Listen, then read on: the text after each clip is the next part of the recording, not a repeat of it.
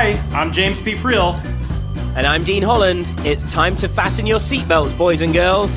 That's right. If you're an entrepreneur who's wanting to take your business to the next level and have a bit of fun while getting cutting-edge advice on your business, marketing, and sales, welcome to Just the Tips, arguably the best podcast in the entire world.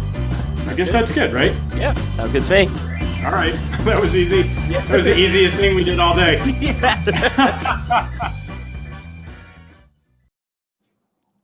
Hey, what's up, everybody? Welcome to another episode of Just the Tips. This is your host, James P. Friel. I am excited to see Mr. Dean Holland in the studio early, prompt, and punctual, but he's still got to get his announcement. Like, there's no way that I can let him say one single word without you welcoming the one, the only bearded wonder from the United Kingdom, ladies and gentlemen, Mr. Dean Holland.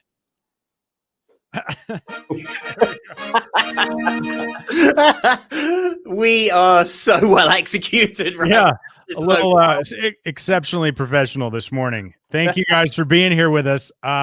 We actually have a show that was Dean's brainchild today. So I don't know. I have no idea how this is going to go. I'm just as much on the edge of my seat as you probably will be if you knew you were about to hear something that Dean came up with.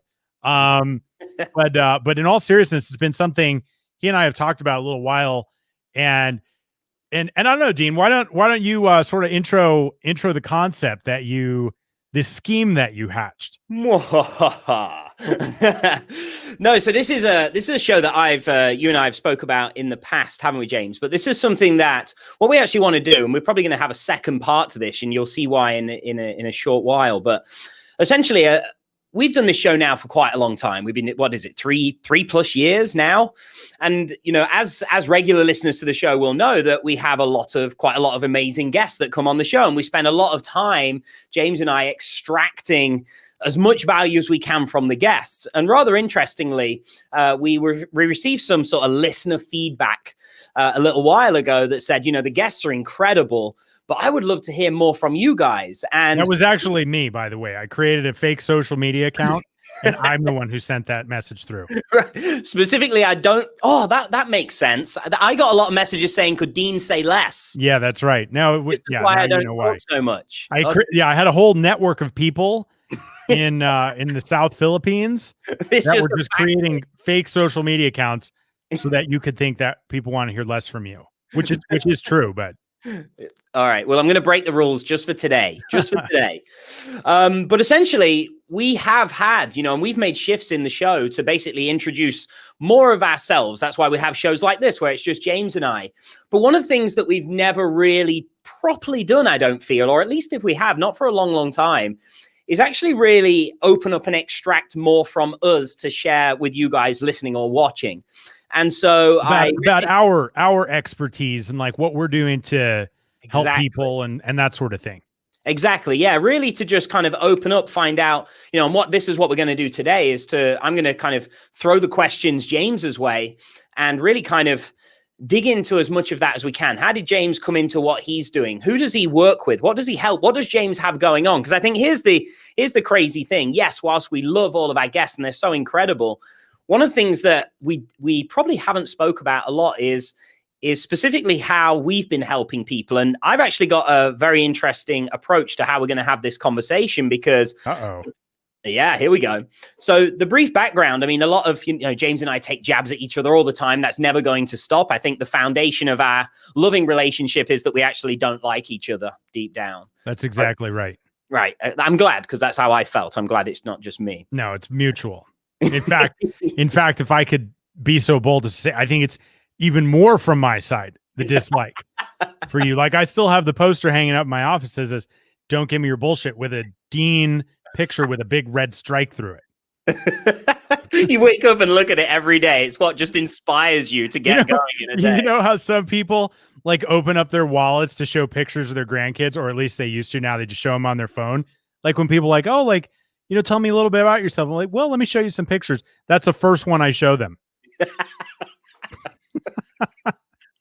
And it's not even a lie. It's so true. That's right. And so anyway, jumping back to it. So rewind the clock a few years, I join a mastermind program and I go there and, there is, long story short, I get to know James.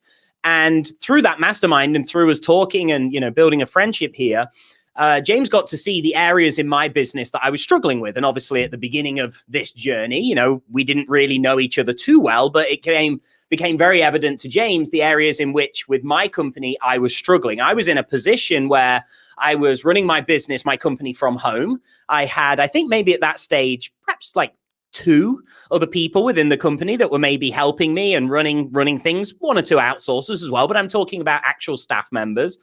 And James, you got to hear my own sort of quite huge aspirations and goals for where I felt I could take my company. And in explaining that, my personal goals at that stage was that I was intending on opening up a physical office location. I was intending on scaling up my team and actually employing people that were going to be office-based as well as virtual. And the reality is back then, whilst I had these goals and thoughts and these challenges and overwhelming feelings I was going through, I didn't actually really know where to begin. I didn't know how to actually go about finding the right people. I'll even be as bold to step 1 behind that and say, well, who did I need? What team members did I need to go where I wanted to go? And actually what really kind of cemented, I believe, the relationship between James and I was the time that we actually spent together where James directly helped me in a consulting basis, not friendship. This was a consulting business relationship that then flourished onto the hatred that we have today. Yes. Yeah. It started out innocent and then it went downhill from there. Indeed. So the ending result of that, I would say that was approximately around 3 years ago now. And today I'm sitting here and, perhaps for those of you watching the video version of this, you might see that I'm actually sat in my office right now. Yes, pushing COVID to one side, I do now have, a much larger team of people. I think my team's, 8-10 people now. Everything is well structured. The overwhelm that I was constantly feeling day in, day out that made it almost a bit of a nightmare to wake up and face the challenges of running my business every day, they're gone. Everything is so well structured to the point where now I don't even just have one company. I have an active role in helping my wife with her company as well. So I've been able to go from this home-based business with just 1 or 2 people helping me to now in this incredible position where I feel I truly have the freedom of being an entrepreneur and I can really enjoy what I'm doing, knowing that everything is happening and we're serving our market and customers. And as much as it pains me to say, I have to, in all sincerity, attribute so much of that to James, to you, James. And I really don't want to say it. I mean, I kind of guess we've got to have this show, but it doesn't really excite me to tell you how much you've helped me. I've got to. Well, and also for those of you guys who are watching, you can see the shadow of a barrel of a gun off to the side of Dean's camera. So this is definitely, this is under duress here. I have this automatic ticker. Every time I compliment you, it counts up 1. And if I hit 10, I'm just going to blow my own head off. Yeah, we better be careful then. Indeed. So with that kind of introduction and coming into this, where we want to take this show today is I want people to really understand how you helped me and how you took me through that process and exactly, where that comes from, and I think this would be a great starting point to kind of dive in, James, and really make sure everyone understands this behind you. You haven't always been this high-level consultant that helps people like me growing their businesses, right, and becoming better sort of CEOs and entrepreneurs. How did we get to this stage? Where did this journey begin for you? Well, it's funny that you say that because I think some people who, who know me believe, that movie Boss Baby? I don't know if you saw it. It was like an animated cartoon, and it's like Alec Baldwin plays this baby that basically comes out like an executive, and he's like wearing a suit and the whole thing, and he didn't fit in with the other babies. Right. And I feel like a lot of people who know me are like, oh, you're just like, that's how you've always been, right? Like I was baby. Yeah, I was just born with a suit and a clipboard and keeping track of KPIs and critical drivers and all things like that. And the truth is that's actually true. Like, so I was born with a no, but it is really funny that, I think there's always distance when people see somebody doing something really well and they're just like, oh, like, it must come second nature, must be natural, or like whatever. And like, it doesn't matter what the domain is, whether it's, business or medicine or law or athletics or whatever. You only get good one way, like What's that? working at it. Oh, like that's working at it. I missed for so long. Yeah, that's the thing. Well, that's why you're so good at burlesque, right? Because you just worked at it over and over and over. The only thing I did. Yeah, it was it. It became an obsession. But I think we could, kind of go wherever you want to go with this. But I think the fundamental belief that I've had for a really long time is anyone can have a successful business. And I feel like a lot of people will hear that and be like, no, it's not true. Like, that guy sucks. He can't have a successful business. It's like, and to sort of unpack that a little bit, I grew up without a lot of financial resources, right? We didn't have much money. My dad lost his job when I was 12, had to like take on responsibilities. And I remember like these distinct thoughts that I would have where I'd look at people who had what I would consider success and I'd be like, how do they have this? Like, what's going on here? Like, how did they create it?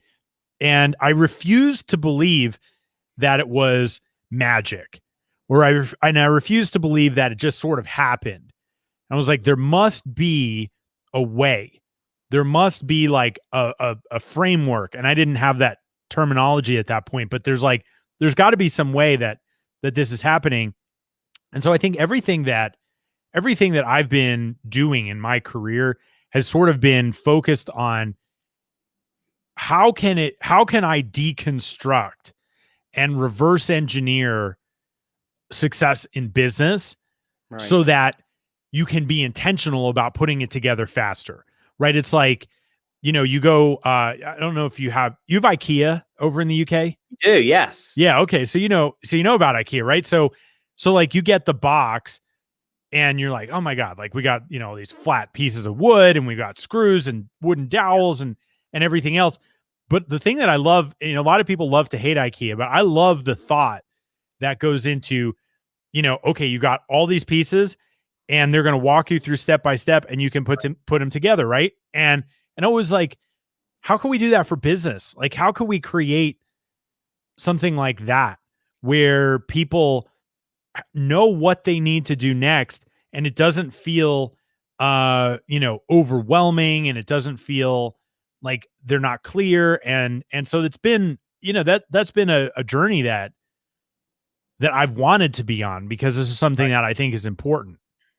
Yeah, no, absolutely. And you mentioned a framework there. I know you've got a framework, and I know we're kind of doing a bit of a different show here, but I do think we have to remember what this darn show's called. So we will be unpacking some tips and diving into your framework in a little while, I'm sure. So I think we should just dive in a little bit on this side of things. Let's talk about the mistakes that or not the mistakes. What are the biggest challenges that you see people going through that causes them to end up in a situation like what I was, where everything just feels overwhelming, a mess, and it's just chaos and craziness? How does that all happen? How do we land in that mess? We don't get clear on what exactly we're trying to build, right? A lot of people start out just by saying, hey, I have an idea. I want to, and I want to make money with it. Right. And it's like, okay, that might be good to like sort of get ignition. But if you keep going under that premise, like, oh, like it's just about this idea and I just need to keep making more money, then you create this overwhelm and this aimlessness that doesn't help you move in a clear direction, right? Like, we absolutely need to have a clear direction that we're moving. The analogy that I like to use is, if you and Robin were going to build your dream home, right? Actually, you guys are doing renovations right now. And just to be clear, Robin is Batman's sidekick. James does know that I'm Batman. So when he says Batman and Robin, right? Not Dean and Robin. Yeah. And like, if you were going to build a dream home, you wouldn't just go to your lot where you're going to put the house up and back up a truck with lumber and you just start banging nails into wood. Right. In fact, I know this because I used to like building like tree houses and stuff all the time. And that's how I started building treehouse. I was just like, oh, let me just take this wood and hammer it into this tree. And next thing I knew, I had a treehouse that was a mangled mess, right? Right. And in the real world, you'd be like, okay, I'm not going to do that. I'm going to go to an architect and I'm going to tell him what I see in my mind, and he's going to help make sense of it, right? And we're going to create a blueprint. And then once you have the blueprint, then you can take it to the builders, right? Then you hire the electricians, the plumbers, like all these guys. You don't just get everybody out to the lot and be like, all right, guys, I'm pretty excited about my house. Let's build it, right? Like nobody ever does that. The magazine Architectural Digest, there are exactly 0 homes in that magazine that didn't start with a blueprint. 0. Yeah. Exactly 0. Right? Not one of those builders was like, let's wing it because that'll be a lot more fun. And yet, like all that sort of conventional wisdom that we use when we're building buildings and things in like the real world, when it comes to building our business, we just throw all that good thinking out the window. Right. Logic is gone. Gone. Why? Because I'm excited about this. Yes. And it's okay to be excited and still know what you're excited about building. Right. Right. Yeah. And I find that the clearer your plan, the more excited you get, because now you know, like, this is what I need to do. This is what I need to focus on. And so I would say the short answer to your question, the number one mistake that most people are making is they do not have a blueprint for their business. Right. Yeah. Yeah. You make a great point. Just listening to you say that, I'm looking back now, resonating with that. And yeah, I tell you one of the things, I don't know what you think of this, but I think one of the things that caused me to go wrong is, and I suppose a lot of people would be like this, at the beginning of your business journey, you're typically, for many people, you're starting out as a solopreneur, right? It's just you, and you're kind of learning as much as you can. And I know not everybody's in this situation, but I know looking back at myself, there was a stage where I didn't have the money to pay for anybody else to do anything, not even outsourced work. So I was somebody that was learning so much. And I think what's interesting in what you've just described there, alongside that mistake, is I think for far too long, I continued doing everything myself. Even when my financial situation was different, I continued this path. And still sometimes now I catch myself doing it. I'll be thinking, gosh, I've just spent a whole half an afternoon editing a video. I shouldn't have done that. I still find every now and then I slip into that path. So I think one of the things I would love to ask you is like, is there any best practices on how people can start letting go? Because I think there's a lot of fear behind that as you start to grow. And even if people were to take on board what you've just said there, devise themselves a blueprint, it's much likely as a business is scaling and growing that you need to start relinquishing responsibility. You need to start passing things over. Do you have any tips or advice for somebody that, like me several years back, is kind of struggling to let go of certain things that they know deep down they shouldn't be doing? And actually by continuing to do those things, they're restricting their own ability to grow.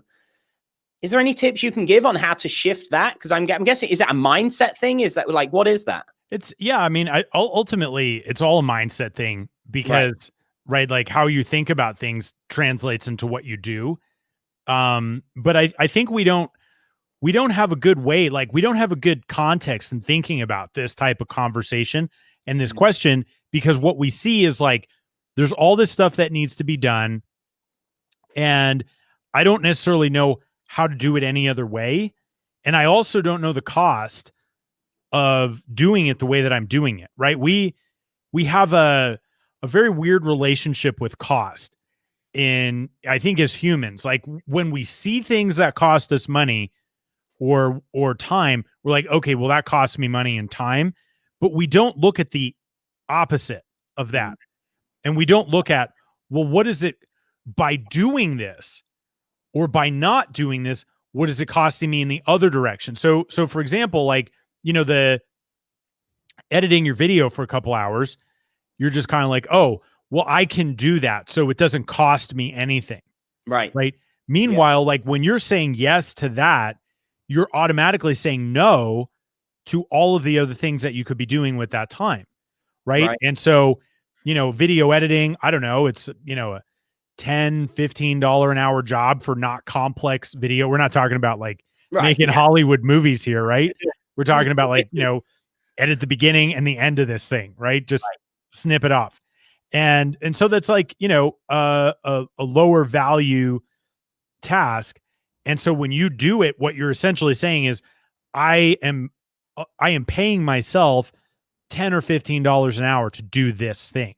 Meanwhile, if you have things that could be making you more money, then the difference between that thing and what you're doing right now is how much that actually cost you, right? If you had something, let's just say, make the math real easy, you're doing something for $10 an hour, but you can do something that would make you $100 an hour, right? Either now or in the future, then that thing cost you $90 that hour to do that, right?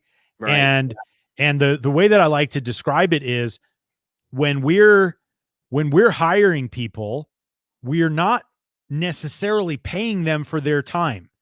Like it looks like it. It has all the oh, well, I took money, I gave it to them because they spent time doing this, and it looks like we're paying them for their time. But what we're really doing is we are buying back our own time. And when you can buy back your own time at a discount, you've got to do it. Ooh. Right. And so it's like magic. It is. It's a different way of looking at something. And so then you kind of say, all right, well, if I could buy back my own time at a discount, where can I buy back my time at a discount? Because that sounds pretty awesome, right? Right. And the way that I approach it is, one, you have to be clear on what is worth your time. Instead of going at it, be like, oh, here's all the things that aren't worth my time. Forget about that for a minute. Be like, what is worth your time? And I have an exercise that I teach in my hiring program, Hiring Like a Boss, where I say it's called the Big Five, right? And it's like, what are the 5 big things that if you did these things 80% of your time, you would make more money and your business would grow faster? Like, what are those things? Right. Yeah. Right. And then you put a target on the wall, and then you start seeing all the other things that are not those big 5 things. And those are the places where you can buy back your time at a discount. And then you don't look at people costing you money. You look at people helping you stay in your zone of those big 5 things where you're going to be maximizing the value that you can contribute and only you can contribute. Yeah, no, I think that's incredible. I hope everyone watching or listening really takes that on board if that's you in that situation right now. Because I'm pretty certain, and correct me if I'm wrong, James, a lot's happened over the last few years. Would I be right in saying that when you and I first worked together, one of the first things that you kind of advised or had me do was to start recording, like keeping an actual note of everything I was spending my time doing. And I think I did that over like a whole week period. Like every day, if I did something, I wrote it down. Yeah. And I recall going through this list and very obviously realizing that the majority of my time was spent on tasks that, yes, they needed doing in the business, but they're not contributing to actual any growth of income or revenue within the business. It was like, I'm doing all this stuff, checking emails, doing this, fixing that problem on my website or on my blog or this or that. And when I stepped back, there was very few things I was doing that actually contributed towards growing. And I remember sitting back and thinking about this, thinking how counterproductive, because whilst I continue to do all this stuff, I'm actually restricting my ability to, as you've just said, buy my time back at a reduced cost by being able to hire and bring on board other team members. So was that right? Was that the exercise? Yeah, definitely. Like you've got to get a sense of things. And I think my thinking on how to do that has evolved a little bit. Where it's not just even keeping track of what you're doing. It's before you start that exercise, take a step back and say, if I did these 5 things, and 80% of my time was spent on these things, these building new relationships, creating new offers, like whatever it happens to be. So you're talking like choose 5 of the most impactful things in terms of being able to grow and move your business forwards. Yeah. Yeah. If I spent 80% of my time on these things, I have a high degree of confidence my business would grow faster and things would be moving along with less friction. Right. And how tough do you think it is for somebody to go from doing too much, feeling overwhelmed, frustrated, to be actually not just being able to identify those things, but start doing them? Is there particular ways in which to actually give some advice or tips here to support someone to doing that? Because I know my objections, I'd be looking at it saying, yeah, of course, those 5 things are the things I should be doing, but I can't because I have all of this. Yeah. Well, that's why you need to have that list of all of that, right? Because so one of the ways that I think about it is there's a term in physics called forced displacement. And it's like imagine you have a glass full of water and you put a whole bunch of ice cubes in it, and then the water flows over the side, right? Think about your big tasks like that chunk of ice cubes, right? Like, we're going to put them in the glass and there's going to be stuff that overflows. Right. And we just have to identify what is the stuff that overflows, because that's where we need to find a new home for things. So the exercise then becomes, let me look at those things and let me categorize them now. Right. And the way that I look at, business is that there's 5 key areas. There's marketing, there's sales, there's delivery, there's operations, and there's finance. Right. And so now that I've put my big 5 out there and I see what's flowing out of the glass, so to speak, now I want to take those things flowing out of the glass and I want to categorize them in each of those areas, because then I'm going to group, like, okay, we've got, ad creation, we got this thing, that thing. Okay, those are all marketing, right? And then we got all this operation stuff, and then we've got some finance stuff. And now I'm organizing things in a way that lets me go out and find somebody to be able to do them, because those things are alike. And, the bigger a company gets, the more fine the specialization becomes for a person who's going to do something. But at first, you might just need an admin, right? To take over like a chunk of customer service stuff, or, project management stuff, or scheduling stuff, or whatever. And that's fine. Right. And eventually there's going to be more of that. And this whole big 5 thing is recursive, meaning eventually then the people who are working for you need to do their big 5, because you want everybody focused on what's going to make the biggest difference to help the company grow. Right. Oh, so you're saying this isn't just an exercise that the CEO does. This can be passed down through the team. Absolutely. To make sure you're optimizing the whole team. 100%. Wow. Okay. Well, I hate to kind of just pause for the listeners, but I did tell you he was good, and I do hate it.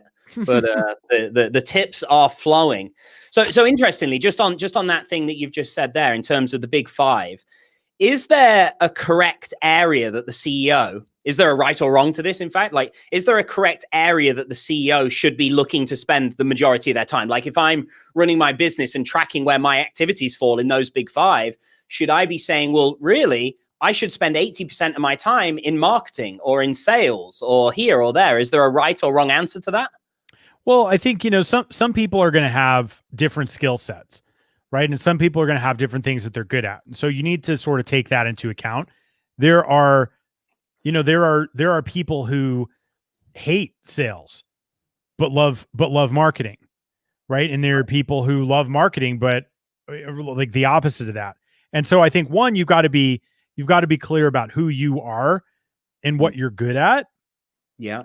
But by and large, the area that you should be spending your time as the CEO is making sure you're clear on where the company is going and that you're enabling things to get there as quickly as possible, right? So that means, making sure systems are being built, making sure people are being hired, making sure that your customers are resonating with the things that you're putting out there, right? Like, the key drivers for you want to be dialed into the key drivers for growth in your business, and then making sure that you have the capacity and the bandwidth to deliver on the growth that you're trying to create. Yeah. No, that's incredible. And I tell you one thing, James, that I always remember happening, and this showed me where that actually I was the bottleneck in my own business, and that was after sort of there'd been a period of time after we'd implemented and worked with you, and grew the team and all that kind of stuff. And I think actually I was traveling to the US to stay with you guys for a week. And I remember actually being there, having now fully set everything up and followed all your advice and worked with you for a while. I remember the company actually generating more revenue while I wasn't there than when I typically was. And it wasn't a small margin. This wasn't, we got 1 or 2 extra lucky sales. There was a huge margin in the difference when I was actually away. And I remember actually in one sense, I remember feeling a little bit maybe upset or disappointed, like in myself, because I work a lot of hours, or have always done for many years prior to working with you. It's like, this is all I do. I live and breathe work. And to step away and see that actually, like, not only do things run, they don't break when I'm not away. My whole company doesn't fold like I once probably would have worried it, or maybe it would have done at one stage. Maybe it could. I don't think it could run without me for a while. But now, having gone through this process with you, to see that difference, I think really just highlights that sometimes, unfortunately, and I think it's as a result of doing the opposite of everything that you're talking about here, you can actually end up in a situation where the thing that you love and you're passionate about growing, you're actually crippling and you're damaging massively. I think I'll never forget sort of feeling that way, when I was staying with you guys. Is that something that you see is quite common when you work with people? Is it quite normal or common that the CEO is actually sort of strangling, suffocating their own business? It definitely happens a lot. I think that a lot of people mistake activity for productivity, and that hard work and time is what creates results. Hard work and time are ingredients, but if they're not pointed in the right direction, it just doesn't matter. Right. Like, I could work really, really hard on raking the leaves in my yard, and I could be exhausted at the end of the day, and like my back hurts and like all this, but my business isn't going to grow. And you'd be like, why? You worked so hard. Like, why isn't your business growing? I was doing the wrong thing. Yeah. That's why. And so, like, but when we're running our businesses, like, we don't see that because we're not taking the time to say, what is the blueprint of what we're trying to build? How am I making sure that I'm making the most of my time? Everybody who's working for me is making the most of their time, and we're all moving in a common direction. Right? Like, that's the function of the CEO. Like, right. that's what you need to be doing. Like, you need to be making sure everything is lined up. And a lot of people get so caught up in the busyness of the to-do list and the activities and the tasks and all this other stuff. Like, everybody has gotten to the end of their day or their end of their week, and they're like, what on earth did I get done this week? You're right. Right. Yeah. And if you're not focused on the right things, sure, you could work your ass off and you're still not going to get anywhere. Oh, I'll tell you one thing as well. And I guess I would imagine this is quite common. I never, even when I was like, say, sitting in my lounge on the sofa and trying not to work, I never could feel like I couldn't take my mind off work. I constantly felt like I had stuff to do, that I shouldn't be sitting down, because how can I afford the time to sit here and watch something on Netflix when I have so much to do in my business? And it was like, even if I wasn't at the computer, I was working 24 hours a day, 7 days a week. That was a feeling that was always there. So I think, for people that listen to this first 30 minutes or so, I'd imagine there are some people right now that are saying, oh my gosh, this feels like me. This is how I'm suffocating right now. I think what would be awesome if we could take everything we've already spoke about here, and is there kind of like even just an introductory blueprint that you could advise and we could walk people through now, that if they're in, like, let's remember me 3 years ago, the guy that was at that mastermind, really was in a great position of his business growing, but he was crippling because I was doing too much and couldn't grow. I was overwhelmed. Like, what would be the first tip then? That person's listening to this show right now. What's the first step that they can do to start feeling a bit clearer and starting to lift that overwhelm? Yeah, well, I think the first one is that Big Five exercise that we talked about. Yeah, you absolutely should do that. But the other thing that's really important is I talked about those 5 key areas: marketing, sales, delivery, operations, and finance. And I think that you need to go through each one of those areas and give yourself a rating on how the business is doing in each of those areas. Red, like things are, really tough, right? You're only getting results if you like really focus on it, put a lot of manual effort in. There's no consistency or systemization or anything like that. Yellow, you're kind of like things are moving along a little bit, but you're still going slow. And they're not kind of quite all together. And then green is when you're just like, man, like we just nail this consistently every single time it happens. And so I would go through, the 5 pillars and red, yellow, green, each one of them. And then the question to ask yourself is, if I'm going to like, what am I trying to accomplish? Right. An example that I give is, let's say, I'm trying to add another $250,000 in revenue this quarter. Okay. Yeah. Then I look at my 5 pillars and I say, all right, what's the biggest reason why I don't already have it? Ooh, yes. Like, and is it because I'm not, getting enough leads? Is it because I don't have enough interest being generated, or am I generating enough interest in leads, but we're not closing those people, right? Is it a traffic thing? Is it a conversion thing? Like, what is it, right? Where in those 5 pillars? Or maybe it's like, maybe my marketing and my sales are both green, right? Like we're just like consistently getting people raise their hands, consistently closing them. But the back end of the business, like the back of the house, our operations are like held together by spit and chewing gum, right? And it's like, oh my God, like I hope this works today. Otherwise, we go a little bit faster, the wheels are going to fall off the bus, right? And so like maybe it's that if we do more of those marketing and sales activities, the rest of the business starts falling apart. And so we got to say, all right, well, where do we want to go? I want to create another $250,000 in revenue this quarter.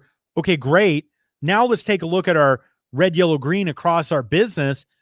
Why are we not there already? Like, which of these pillars is the big thing that's standing between me and that result that I'm trying to create? Right. Because so there's pillars, just to be sure, the pillars we're talking about, the like sales, marketing, operations. Yeah. Okay. Yeah. Cool. Yeah, exactly.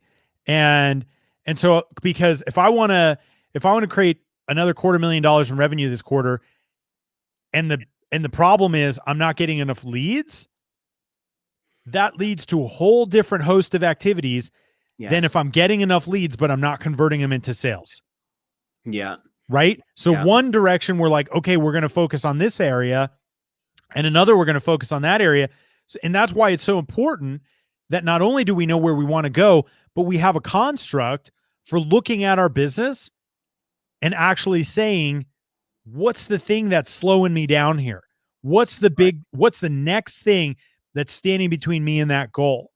Right. And that's the sort of self-audit, if you will, that people need to do in order to help them stay focused on the right activities, right? It's an absurd example, but that's what prevents me from going and raking leaves in my yard and thinking that it's going to help me get that next $250,000 in sales.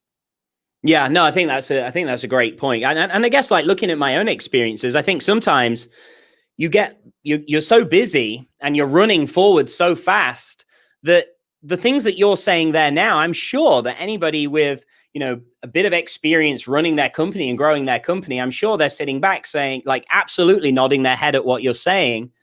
But I guess sometimes you're just running so quickly and so fast that it's these things that you miss, right? You're not standing still to even do this sort of self-assessment and breakdown. Yeah. Yeah. And the good news is, like, it doesn't have to take forever. Right. Right. In fact, while we're talking here, you could rate yourself red, yellow, green, marketing, sales, delivery, operations, and finance. Like, I'm going to give you a red. You're just going to give me a red as a human. You just don't like me, and that's okay. Right. All right, awesome. So people have gone through this exercise now. They've gone through the 5 pillars there. They've color coded those with the red, orange, green to see how they're kind of doing. They've got clear on, they've looked at what is the big outcome they're looking for. And that's now allowed them to look at this list and say, okay, why aren't we getting that result right now? And that's going to identify, I guess what you're saying is by saying, why aren't we there now? That now identifies the reasons that or the areas that you've got to work on, the areas that need your attention. That's right. So having now identified that, what would be the next step then? What are people going to do? Are they going to then, do we now have to, now we know what area we've got to focus on, do we now need to go more into the micro details of, okay, well, how do we fix this area? What activities do we need to do? Is that the next? Yeah, definitely. So this is actually pretty cool because there's a way to dissect that into smaller bite-sized pieces too. And I believe that the biggest thing that stops people from growing is that they haven't replaced themselves with systems, right? So it's like, I want to figure something out and I want to systemize it. I want to figure something out and I want to systemize it. And this activity goes on as you continue to grow the business. And so if we say, all right, well, things are at red right now in a particular area, and we're going to need to put a system in place that gets this done in a predictable way, right? Because our target is that we get something done predictably, we get something done consistently, like we know we can count on it, and that's what green looks like. So then if we say, all right, well, how do we get to green? Well, when we're at green, a system is in place, and all a system is the combination of people and processes and tools. Right. Yeah. Right. And so then if we say, okay, well, I'm at red or I'm at yellow right now, then we can easily say, well, what am I missing? Am I missing a person? Or do I have the wrong person? Do I not have a process for doing this? It's just like super haphazard and like we're winging it all the time. Like, what is it? People, process, or tools. So as we look at it, as we dive deeper and deeper into this, we can then say with a high degree of accuracy, I can move this from red to yellow or from yellow to green or whatever it is if I tightened up this job description or if I got a person in this role or I have a cool person, but they're not clear on what they're supposed to do. Or we got like a great person and they know what they're supposed to do, but we need some tools or we need some technology or something that's going to support them. Now we're working on things that we actually can do something about. Right. Yeah. Right. And it's these smaller building blocks that build the bigger puzzle. Yes. And that's the next step is just one level down. What is it? People, process, or tools? Yeah. And I'd imagine, I remember when I sort of went through this process with you, what became evident to me is that I was the person in a lot of these positions. Yeah. That's what became very evident. It was like, oh, now I see why we're not growing. Like it was just my name. Yeah, exactly. And that's what happens until you start unpacking this and, and create a framework to move forward, right? If you know exactly what you need to do, you're going to do it. Yeah. But the reason that you don't do things and you feel overwhelmed is because you don't know exactly what you need to do. Yeah. Yeah, it's very true. And would that be sort of the next step here? Now we've got to this point in the process for people and they've identified and gone through and they've done all this. Is the next step now that they need to actively just work on these problems that have been highlighted, whether that is to find different people or, whatever it might be? Yeah, but not all at once. Right? Not every problem carries the same priority. Well, I think that would be the next problem people might run into, is looking at the problems that you've now found that you've perhaps known deep down were there in the past, but you've been ignoring them because of the overwhelm of it. And I suppose that's going to be the next barrier that people have got to overcome here is it may well look like you have a lot of fixing to do or a lot of changes to make or a lot of areas to work on. And I think that's a great point you just made is that, you're not doing this to then feel like I now have to fix a million things. I suppose you just fix one at a time, do you? And I guess that comes back to the priority thing you said, which is the most impactful area for you to work on, even if there's 100, which is the most important. Yeah, that's exactly right. It's like, okay, and you're not going to be perfect at this, so stop trying. But if you just say, great, I believe that if I focus on this thing and I really got it done, it would make a big difference in helping me get closer to my goal. Yeah. Then focus on that, right? And, absolutely, there's going to be better judgment over time, but that doesn't have to stop you from starting. Right. Yeah. Yeah. Yeah. And it's funny, thinking back of all, we've obviously had a lot of guests on the show that have very fast growing businesses. That's one of the themes of the type of guests we have. And, I often step away from the shows that we have and I think about, everything that I possibly took from that call myself. What did I learn from the guests that we have? We're in that fantastic position. I can, hearing you talk and then comparing that and assessing that in comparison to the fast growing businesses of the guests we've had on. This to me sounds like the differentiator is that ability to identify, like you're saying, and then ruthlessly execute on those things in the right areas. That to me, when I step back, I sometimes think, well, they're not smarter than me. They don't have advantages over me. So what is it? What is the difference between that fast growing business and kind of how I felt at times? Yeah. And I think what you've just said really is that missing piece. Yeah. It's knowing what to focus on, and just like going at it until you fix that thing. That's the biggest thing preventing you from getting to the next level. Yeah, no, that's amazing. And what would you say then at that stage for somebody? What's the big advice if someone's looking at all of this and they say, okay, I've gone through the process. I've seen all these areas now. I'm going to choose one. Do we just keep choosing the main important one until they're all in green effectively?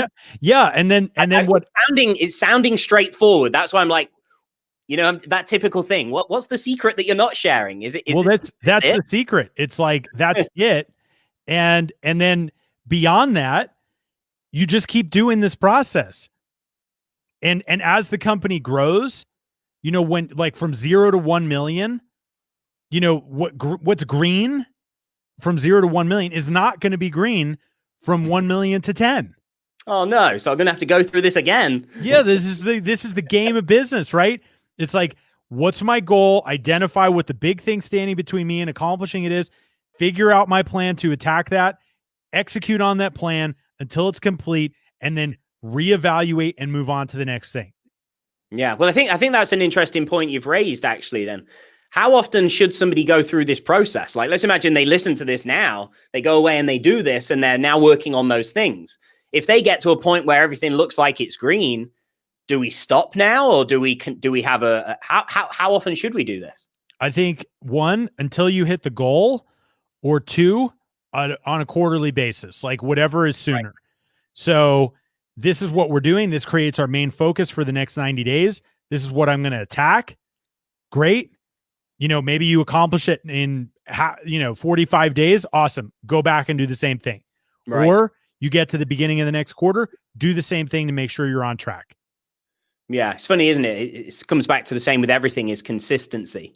I can definitely look back, even since working with you. I'll say, there have been times I've veered off track, and I think what you've just said there is one of the reasons. If you're not continually revisiting the process, you can steer off track, right? It's like a plane. If it can be half a degree in the wrong direction, you won't notice it straight away. But after 6 hours, 10 hours, 12 hours flying, you're probably going to be nowhere near where you should have been, right? That's exactly right. Like, you need these course corrections, and this is how to create that dashboard so that you can know what you're course correcting to and how to do it.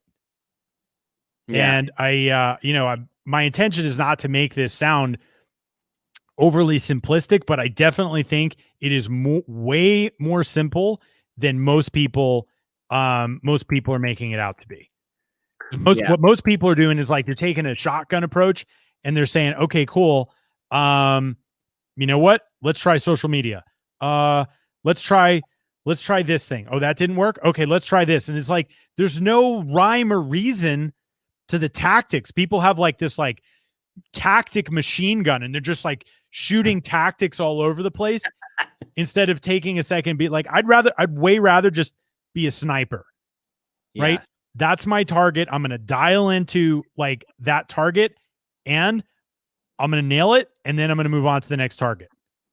Yeah.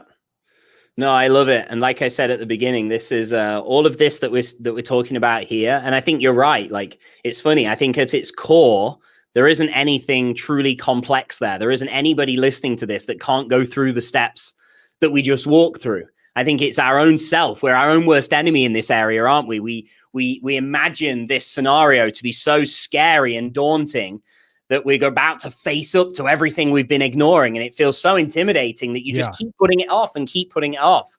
And I think what you've just walked through, I tell you this, I remember when I first started writing things down and just getting it from my head and starting to get clear, the relief that I felt just from that. I mean, I hadn't even actioned anything at that stage, but just that first step was enough to push me and keep me going, because it just immediately started to feel better. Yeah. Yeah, no, exactly. Because you have a plan, right? And that overwhelm that's there all the time is like, it's really stressful, right? It's incredibly stressful to like feel like you're in a constant state of like, there's more to do than I have time for. And I don't know how I'm going to deal with all this, right? Or there's so many things to get done. And like, I don't know which one to focus on. Right. That's a really stressful situation. And there's an absolute way around that. And that's by doing these things that we're talking about here and attacking the problem in a logical way, as opposed to just like, a shotgun approach, which is super, super tough. Oh, definitely. I got to say, it's again, a compliment for you. It's an incredible thing to be able to do less and make more. Yeah. That I can safely say. Yeah, that's right. And so it's not even that we're like doing less so much as we're doing less of the wrong things. Yes, true. And more of the right things. I think that's that's a critical piece that is easy to overlook. Like, not all activities and all business is like created equal, right? There's things that are great ideas to do. And then there's things that you're like, why the hell am I doing this? And you need to focus your time and effort on the things that are really going to make the biggest difference. And, just winging it all the time is not what's going to do that. Yeah, no, for sure. So I know we kind of didn't plan this, and I think in like 3 years, we've never really sort of offered too much from ourselves, because we have guests on a lot and we don't really talk about that. But I have so many times on social media seen people posting about the challenges they're facing that sounded like I used to be before working with you. And my answer is always the same. You have to work with James P. Friel. I know we've probably not got anything specific set up here, but there has to be something that we've got to tell the listeners. If people are listening to this going, oh my gosh, these guys are talking about every problem that I currently am facing, this is exactly how I feel. Yeah. Like, where can we send people? How can they see about actually working with you and fixing these problems? And believe me, take it from me, if this has resonated with you, you have to work with James, like I tell everyone on Facebook. So how can they do that, my friend? So unbeknownst to you, I actually did create something. Oh. And I wasn't sure which way this was going to go, but I know that some of these ways of thinking about things can be so powerful.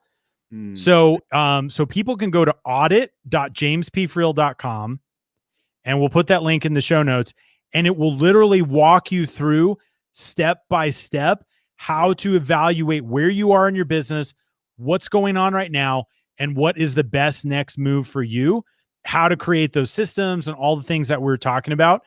So they could go to audit.jamespfriel.com. Special gift for Just the Tips listeners. And I think that's a great place to start.